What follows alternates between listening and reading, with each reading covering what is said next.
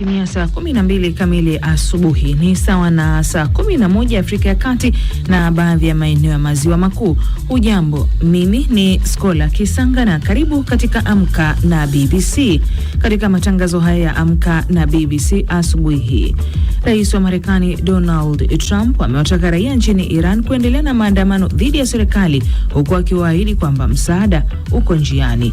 Interneti imeendelea kuzimwa nchini Uganda ikiwa ni siku moja tu kuelekea uchaguzi mkuu hapo kesho, huku serikali ikisema itaendelea kufunga mtandao mpaka pale itakapoamua vinginevyo.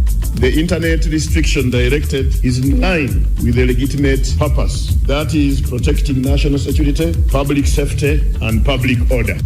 Na tunawangazia hatua ya Marekani kusitisha mpango wa muda wa ulinzi kwa watu wanaoishi nchini humo unaofahamika kama Temporary Protection Status, yani TPS. Ni nchi nyingi zipo katika mpango huu. Baada tu ya Trump kuingia madarakani katika awamu zake mbili, alijaribu kufuta mpango huu kwa nchi 15.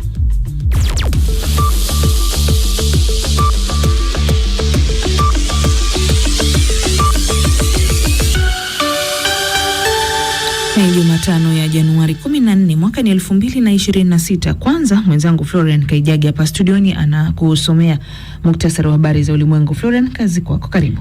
Asante Skola Kisanga. Waziri Mkuu wa Greenland amesema watu wake wangechagua Denmark badala ya Marekani iwapo watatakiwa kufanya chaguo kama hilo kwa sasa. Matamshi ya Jens Frederik Nielsen katika mkutano wa pamoja wa waandishi wa habari na waziri mkuu wa Denmark ndio yenye nguvu zaidi kutoka kwa mwakilishi wa eneo lenye uhuru kiasi la Denmark tangu rais wa Marekani Donald Trump aweke upya mpango wake wa kulitwaa. Trump anasema Marekani inahitaji kuimiliki Greenland ili kujilinda dhidi ya Urusi na China. Ikulu ya Marekani imependekeza kukinunua kisiwa hicho, lakini haikufutilia mbali matumizi ya nguvu ili kukichukua. Zaidi ya watu 2000 wameuawa wakati wa msako mkali wa vikosi vya usalama dhidi ya maandamano nchini Iran. Shirika la kutetea haki za binadamu limesema huko Rais Trump akiwaahidi raia wa Iran kwamba msaada uko njiani. Zaidi na Esther Wambano. Licha ya kukatika kwa mtandao wa internet, shirika la habari la wanaharakati wa haki za kibinadamu HRANA lenye makao yake makuu nchini Marekani liliripoti kuwa hadi sasa limethibitisha kuuawa kwa waandamanaji 1850, watu 135 wanaoshirikiana na serikali na raia 9 wasiohusika pamoja na watoto 9 katika muda wa siku 17 zilizopita. Afisa wa Iran pia ameiambia Reuters kwamba watu 2000 wameuawa, lakini magaidi ndio wa kulaumiwa. Trump atahudhuria mkutano kuhusu Iran Jumanne jioni na ameahidi kupata idadi sahihi ya vifo. Waendesha mashtaka wameomba rais wa zamani wa Korea Kusini Yoon Suk Yeol ahukumiwe kifo iwapo atapatikana na hatia kwa jaribio lake lililoshindwa la kuanzisha sheria ya kijeshi.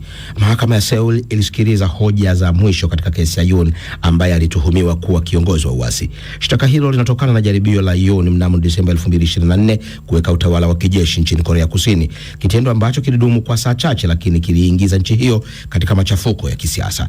Baadaye aliondolewa madarakani na bunge na kukamatwa ili kujibu mashtaka.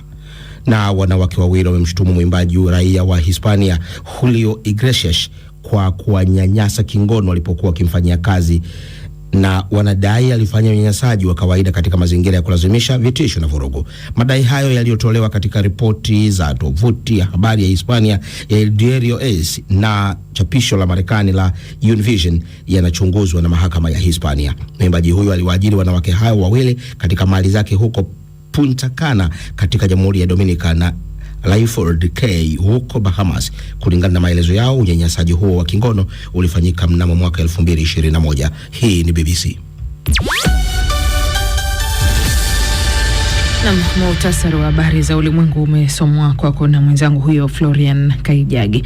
Unasikiliza Amka na BBC kutoka hapa idhaa ya Kiswahili ya BBC ikikutangazia kwenye FM na redio wa shirika mbalimbali. Ukiwa nchini Kenya tusikilize kupitia Count FM, Nyota FM, lakini nchini Tanzania Abudu FM ya Morogoro, CGFM, Classic FM 103.3, Radio 1 na Radio Free Africa.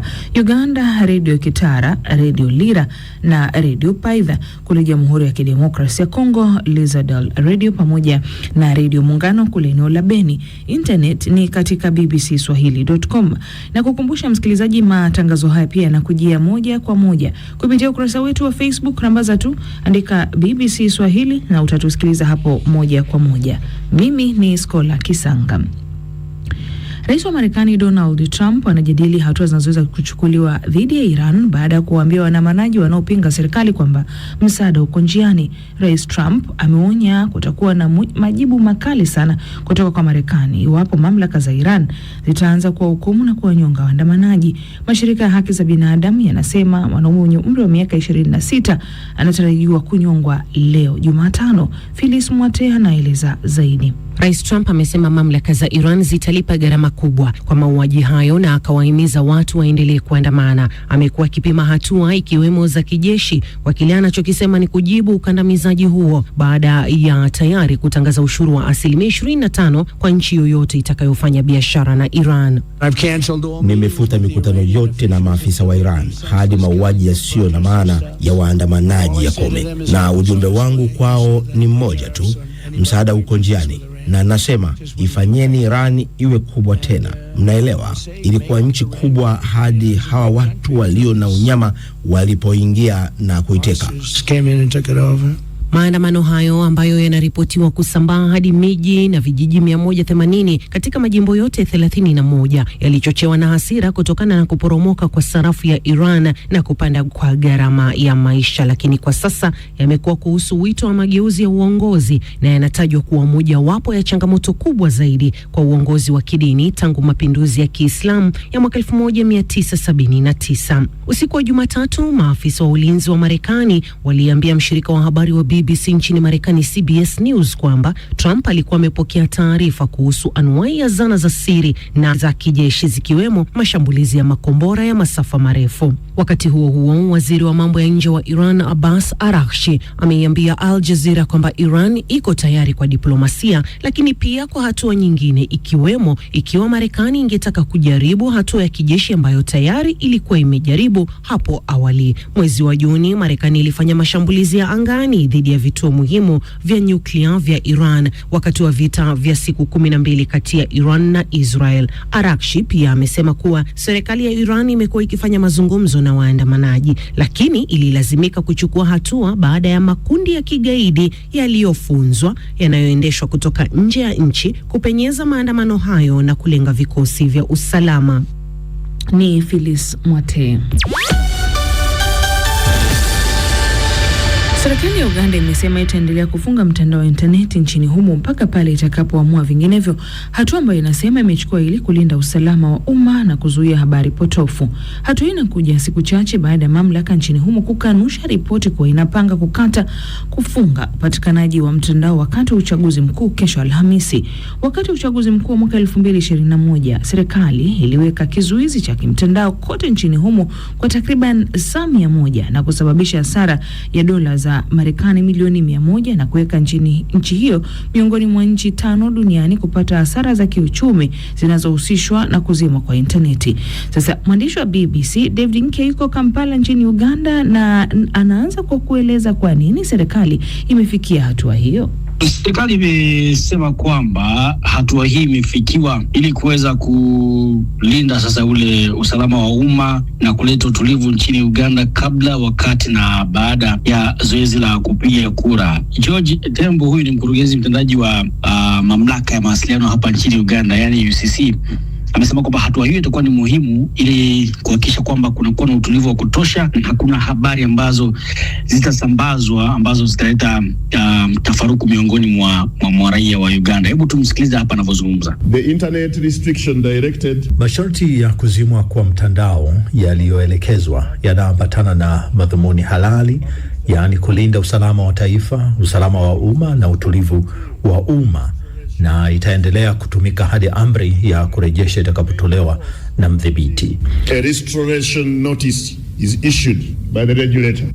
Pengine sasa David, maeneo hasa ambayo yameathirika ni yapi? Kuna maeneo mengi Skola ambayo yameathirika, hii ni kwa mujibu wa huyu mkurugenzi mtendaji wa mamlaka ya mawasiliano, ikiwemo mitandao ya kijamii. Watu hawawezi vile kutizama video mbalimbali ama picha kwenye mitandao hiyo. Lakini pia Scholar, kuna maeneo kadhaa ambayo serikali kupitia mkurugenzi huyu wa mawasiliano wamesema kwamba hayataguswa na hayataathiriwa kabisa. Hebu tumsikilize maeneo hayo ambayo bila shaka hayo yatabakia kama ambavyo yalivyo hivi sasa. Healthcare systems and national referral hospitals. Mifumo ya afya na hospitali za rufaa za kitaifa, huduma za kifedha muhimu kwa ustawi wa umma, mifumo ya malipo ya ushuru ya URA, mifumo ya malipo ya kimataifa ya serikali yani EDC, huduma za utawala wa serikali ikiwa ni pamoja na uhamiaji, tovuti salama za tume ya uchaguzi, mfumo wa udhibitishaji wa wapiga kura sambamba na mitandao ya kujumlisha matokeo, usimamizi wa huduma ikiwa ni pamoja na gridi ya umeme na mfumo wa malipo, udhibiti wa usambazaji wa maji na malipo, vifaa vya usambazaji wa mafuta, mifumo ya udhibiti wa usafiri wa anga, reli na mifumo mingine inayohusiana na hiyo.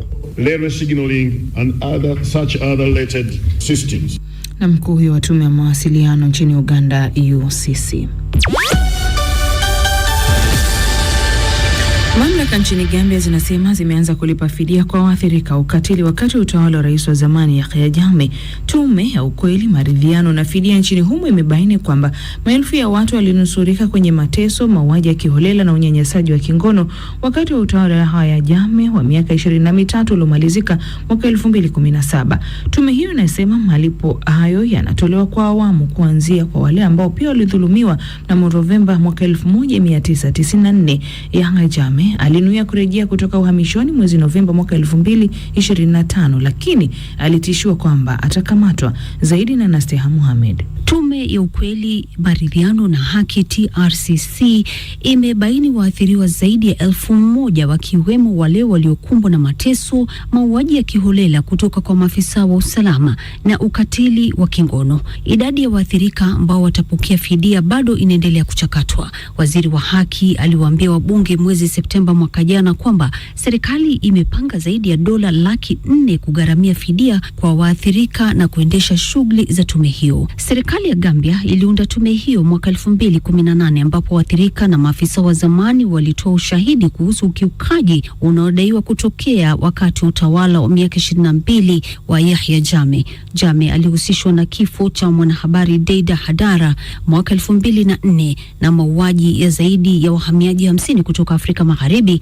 na kikosi chake maalum kinachojulikana kama Jungles. Baadhi ya wanachama wake wamefungwa gerezani nchini Ujerumani na Marekani. Mwaka 2022 tume ya TRCC ilipendekeza kwamba dola 600,000 zigawanywe kwa waathirika wapatao 67 na familia za wahamiaji waliouawa kutoka Afrika Magharibi, lakini waathirika walielezea kuwa kiasi hicho kilikuwa hakitoshi. Jumuiya ya kiuchumi ya nchi za Afrika Magharibi ECOWAS mwaka 2024 ilikubali mahakama maalum ya kuendesha kesi za uhalifu wakati wa utawala wa Jammeh. Jammeh ana wafuasi wengi nchini Gambia na alitaka kurudi mwezi Novemba, lakini alionywa kwamba atakamatwa na kushtakiwa. Na asante na Nasteha Mohamed. Kipenga kinapulizwa moja kwa moja viwanjani na Phyllis Mwate. Karibu msikilizaji. Sasa Manchester United wamemteua Michael Carrick rasmi kuwa kocha wao wa 3 msimu huu. Kiungo huyo wa zamani wa England na nahodha wa United ameteuliwa kuwa kocha wa muda baada ya Ruben Amorim kutimuliwa mapema mwezi huu kutokana na matokeo duni. Carrick anatarajiwa kuiongoza Red Devils hadi mwisho wa msimu na mechi yake ya kwanza itakuwa derby ya Manchester dhidi ya City siku ya Jumamosi. Antoine Semenyo na Ryan Cherki walifunga mabao kwa Manchester City wakichukua udhibiti wa nusu finali ya kombe la Carabao dhidi ya mabingwa watetezi Newcastle United. City sasa wanalenga kufika finali yao ya kwanza ya kombe la Carabao tangu mwaka 2021, huku Newcastle wakikabiliwa na pambano gumu la kurejea Wembley.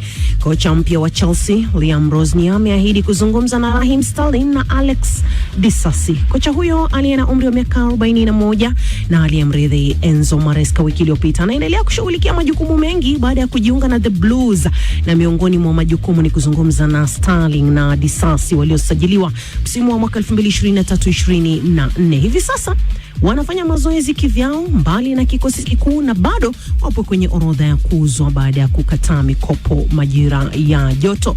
Na mwenyekiti wa Olimpiki za mwaka 2028 mjini Los Angeles ametangaza tiketi milioni 1 zitauzwa kwa dola 28 pekee. Kesi Wasserman amesema michezo ya Olimpiki lazima iwe nafuu na jumuishi kwa mashabiki wote. Tangazo hili linakuja wiki chache baada ya shirikisho la soka duniani kukosolewa kwa bei kubwa za tiketi za kombe la dunia litakalofanyika Marekani, Canada na Mexico.